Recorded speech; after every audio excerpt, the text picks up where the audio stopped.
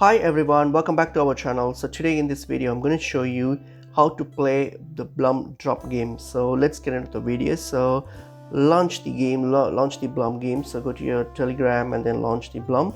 So once you've launched the Blum, and here once you've on your account here, so if you want to play the Blum Drop game, it's pretty easy. So on your home page here you'll have this drop game option here, so and you'll see a play button there.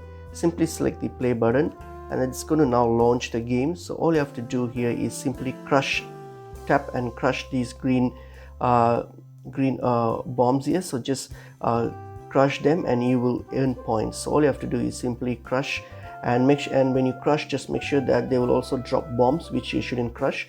So just try to avoid the bombs, and apart from that just try to crush this as much as you can, because the more you crush, the more you'll get the points. So try to do that, and then you'll get this freeze option here, which will freeze your screen for a few seconds, and you can crash more when you can. So that's pretty much it is. So that's how you play this Blum Drop game. So as long as the bombs drops, so all you have to do is simply tap on it and crush it. So that's pretty much it is.